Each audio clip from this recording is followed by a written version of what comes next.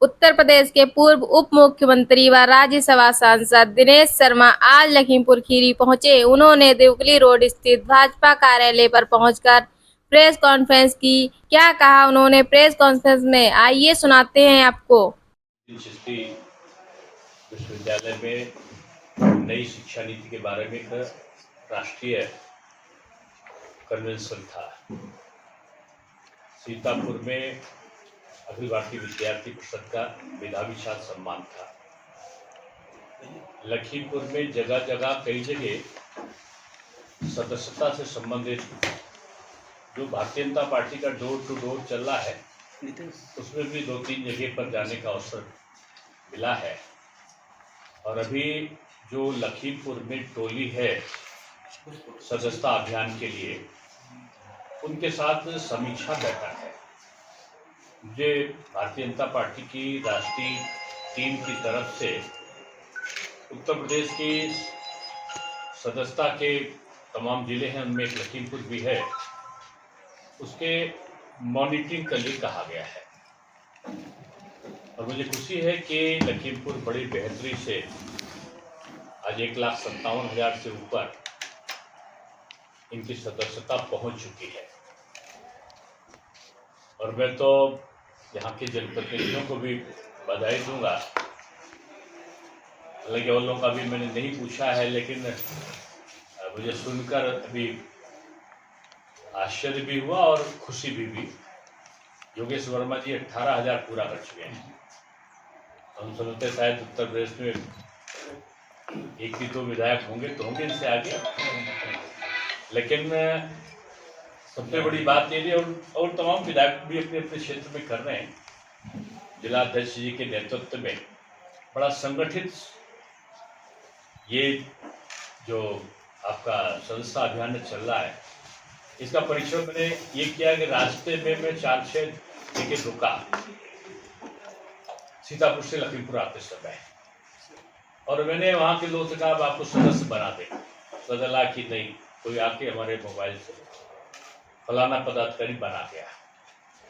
घर घर जाने का जो क्रम है, ये हर बूथ पर जा रहे हैं, वो एक बड़ा महत्वपूर्ण है। हमारा संपर्क भी, हमारी पार्टी की नीतियों को घर घर पहुंचाना भी, और लक्ष्य है 2027 का 3/4 बहुमत से भारतीय जनता पार्टी को विजयी बनाने का। उसका मूल कारण है, अभी तो समीक्षा के बाद तमाम चीजें आएंगी। मैं भारतीय जनता पार्टी के राष्ट्रीय उपाध्यक्ष के साथ, जो विश्व की सबसे बड़ी पार्टी बनी बीजेपी, माननीय अमित शाह जी अध्यक्ष थे और मैं उनका उपाध्यक्ष और सदस्यता का प्रमुख था 2014 में, और वो विश्व की सबसे बड़ी पार्टी बीजेपी बनी थी, तो मैं संयोजक था। और ये एक नई टेक्निक को हम शुरू किया था, डिजिटल मेंबरशिप का, और अभी डिजिटल भी चल रहा है और मैनुअल भी चल रहा है। 1,57,000 हमने डिजिटल बताया। अभी इसमें मैनुअल अलग से भी होगा जहां पर नेटवर्क नहीं पहुंच रहा है। मैं कह सकता हूं कि भारतीय जनता पार्टी के साथ में लोकसभा चुनाव के बाद ये हम लोग के लिए सुखद आश्चर्य है कि जनता का झुकाव बड़ी तेजी से बढ़ा है। ये अलग बात है कि जो प्रत्याशित परिणाम थे कुछ लोकसभा में नहीं आए, और मुझको लगता है कि जनता उसके बदले में भरपूर प्यार देने के लिए आतुर है। कल मैं अयोध्या में था, परसों अयोध्या था मिल्कीपुर क्षेत्र में, कल मैं सीसामऊ जहां उपचुनाव होना है कानपुर में था।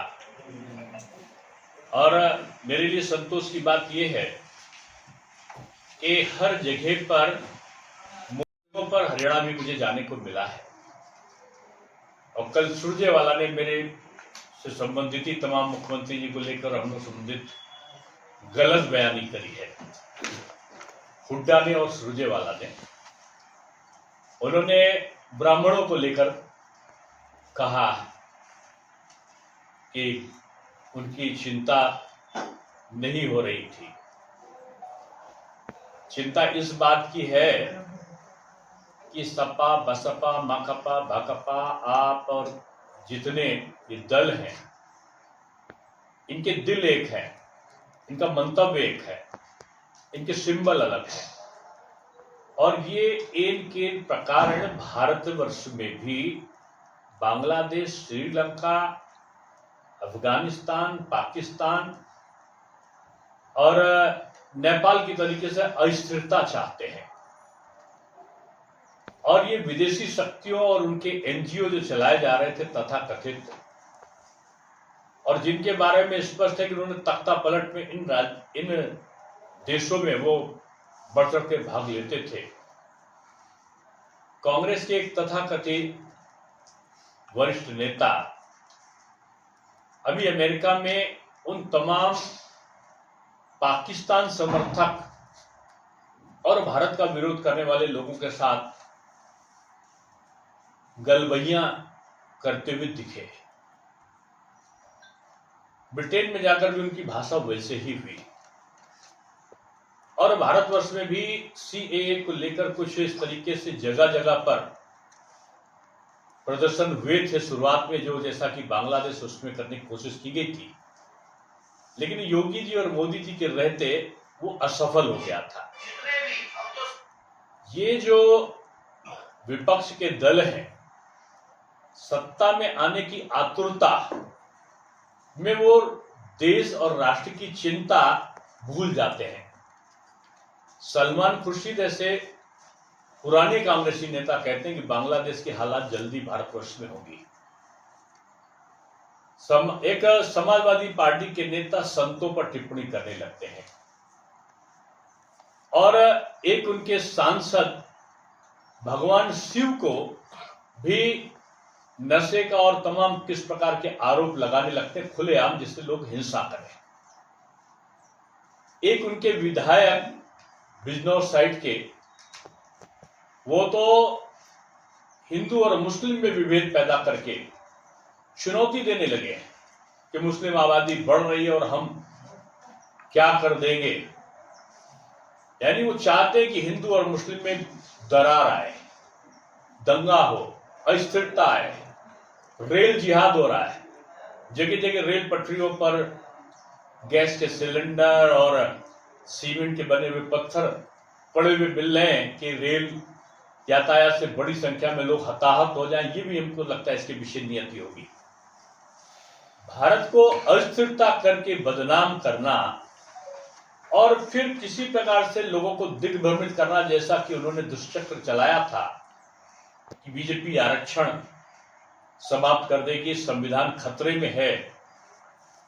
यह मुझको बिल्कुल आज स्पष्ट हो गया है कि ये जो विदेशी एनजीओ जो भाजपा के विरोध में थे, जिन्होंने भाजपा ने इनके बड़े नेक्सस को तोड़ा था, उन पर प्रतिबंध लगाए थे, और उनकी भाषा और विपक्ष की भाषा एक सी दिखी, और इनका अंदरूनी गठजोड़ दिखाई पड़ा, और बड़ी तेजी के साथ में यह अफवाह चारों तरफ फैली थी, और इसके दुष्प्रभाव भी दिखे कि आशातीत सफलता, भाजपा को बड़ा प्रचंड जीत मिलने वाली थी, लेकिन इस दुष्प्रचार ने उसके उस विजय रथ में बाधा डालने की कोशिश करा है।